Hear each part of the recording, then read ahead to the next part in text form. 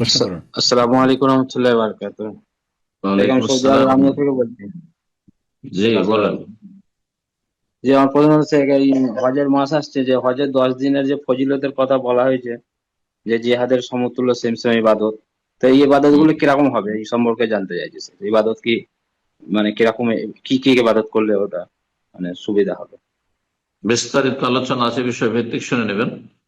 এই দিনগুলির করণীয় কি? এই দিনগুলির মধ্যে রয়েছে গুরুত্বপূর্ণ ইবাদত হজ, বাইতুল্লাহর হজ যা ফরজ। এই দিনগুলির মধ্যে রয়েছে যারা হজে যাবে না তাদের জন্য কুরবানি।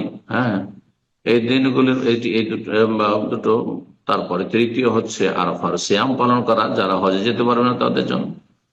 এছাড়া ফাকসিরু ফিহিন্না মিনাত তাহলিল ওয়াত তাকবীর ওয়াত তাহমিদ। তকবীর, হ্যাঁ, তাহলিল, এইসব, হ্যাঁ, আল্লাহু আকবার, আল্লাহু আকবার, লা ইলাহা ইল্লাল্লাহ, আল্লাহু আকবার, আল্লাহু আকবার, লিল্লাহিল হামদ, এগুলি পাঠ করা।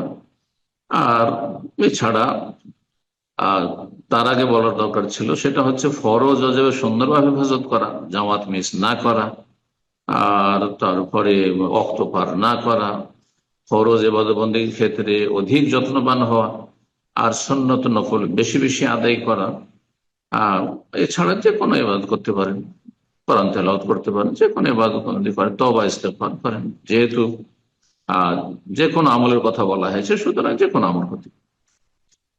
কিন্তু বিশেষভাবে কোরআন এবং সুন্নাতে এই দিনগুলিতে যে নির্দিষ্ট আমলগুলি রয়েছে, সেই আমলগুলি অবশ্যই লক্ষ্য রাখতে হবে। জি, বারাকাল্লাহ।